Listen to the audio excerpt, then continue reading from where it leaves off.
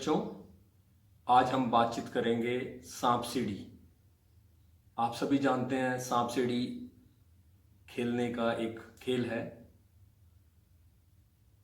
प्यारे बच्चों, आज हम बातचीत करेंगे एक खेल सांप सीढ़ी जो हम सभी खेलते हैं और हम सबके घर में है, जिसमें गीटियां होती हैं, एक डाइस होता है और हम गीटे उस डाइस को फेंक कर गीटी को चलते हैं।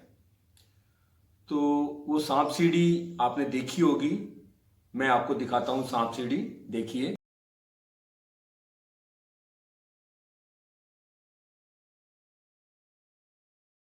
आपने देखा सांप सीढ़ी।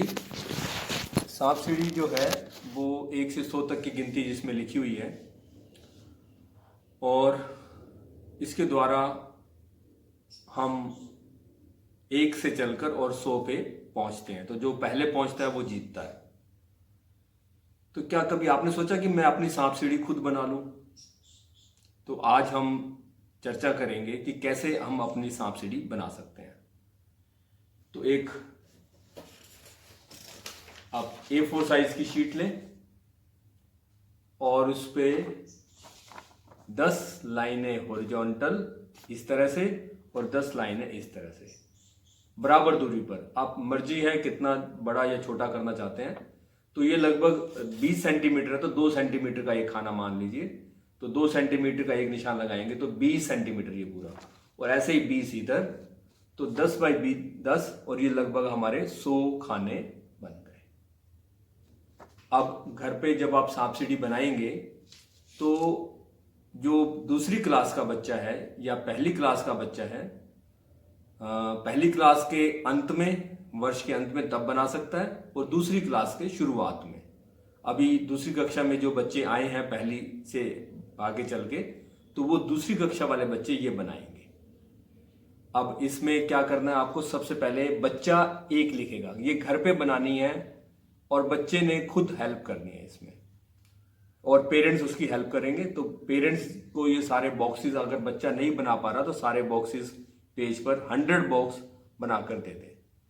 अब बच्चे ने पहले 1 लिख दिया, तो उसके पेरेंट्स लिखेंगे 2, फिर बच्चा लिखेगा 3, फिर पेरेंट्स लिखेंगे 4, और इस प्रकार ऑल्टरनेट वेज में एक एक काउंटिंग पूरी करते जाएंगे। जहां बच्चे को लगे, जहां लगे उनको कि बच्चा खुद लिख सकता है, तो बच्चे को स्वयं भी लिखने दे। जब 10 तक पहुंच जाए लास्ट में, तो ऊपर 11, 10 के ऊपर ही 11 जाएगा, फिर 12, 13, 14 इस तरह से वापस आ जाए। तो आपकी ये गिनती जब पूरी 100 तक पहुंच जाएगी, उसके बाद आप इसमें बच्चे से अपनी मर्जी की संख्याओं पर स्नेक बनाएं।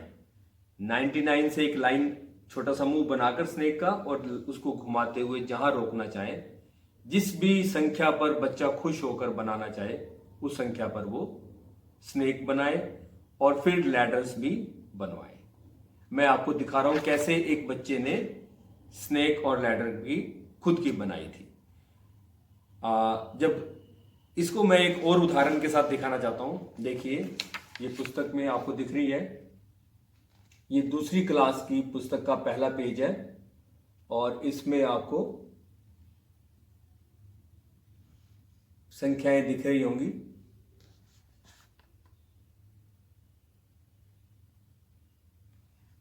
तो स्नेक और लैडर में आपको अलग अलग रंग भी भर सकते हैं सभी बॉक्सेस में। बच्चों को मजा आएगा तो वो रंग भरकर उसमें संख्याएं लिख सकते हैं। जब सांप सीढ़ी तैयार हो जाए तो बच्चों से बातचीत कर सकते हैं। जैसे बच्चे ने सांप बना दिया, तो आप पूछ सकते हैं कि कौन सा ऐसा नंबर है जहां पर आप जाना पसंद नहीं करते, आपको अच्छा नहीं लगेगा। तो नेचुरल सी बात है, बच्चा कहेगा कि सांप के मुंह पे कौन कौन से, तो सांप का मुंह जहां जहां उसने बनाया है वो नंबर वो बोलेगा, और ये हमारा एक प्रयास होगा कि बच्चे संख्याओं के नाम बोले। इसी तरह से दूसरा प्रयास कि कौन सी ऐसी जगह है जहां आप जाके खुश होगे। एक तो जहां आप जाना नहीं चाहते, आपको अच्छा नहीं लगेगा, वो तो सांप है, क्योंकि सांप काटता है तो आपको एकदम से खेल में नीचे आना पड़ता है। लेकिन सीढ़ी पे जब नीचे वाली सीढ़ी पर पहुंचते हैं तो उस संख्या पर पहुंचते ही आपको ऑटोमेटिक आपको ऊपर चढ़ जाते हैं और जो ऊपर वाली संख्या है सीढ़ी के ऊपर वाले किनारे पे वहां पहुंच जाते हैं। तो बच्चे को बड़ी खुशी होती है उसमें। तो आप बच्चे को अपनी सांप सीढ़ी तैयार करने दें और फिर उस पे खेल खेलें। और 1 सप्ताह के बाद आप अपनी सांप सीढ़ी दोबारा से या 15 दिन में, जैसा आपको ठीक लगे, 10 या 12 दिन में आप दोबारा नई सांप सीढ़ी बनवा सकते हैं। और इस बार आप देखें कि कौन सी ऐसी संख्याओं के नाम हैं जिनको बोलने में बच्चे को कठिनाई हो रही है, तो उनको या तो सांप के मुंह पे रखें या सीढ़ी के जहां से चढ़ती है वहां पे रखें।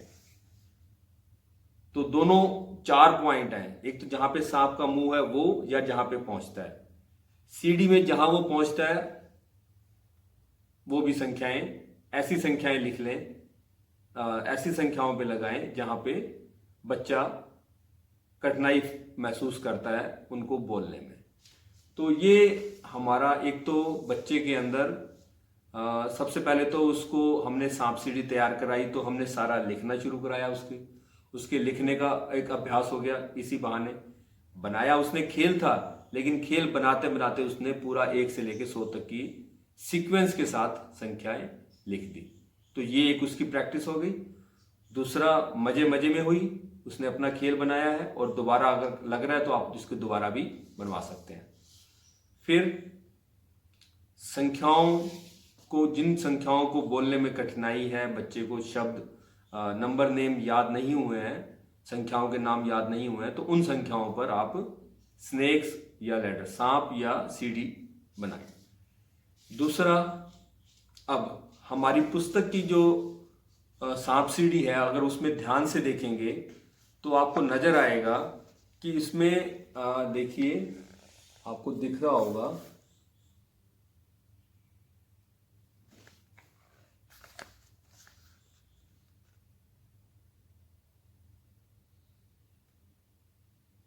इसमें दिख रहा है कि सांप जो है, गाजर कहां पे है, किसी संख्या पर गाजर है, 59 पर गाजर रखी हुई है, 59 पर चूहा है बना हुआ है, और 66 पर गाजर बनी हुई है।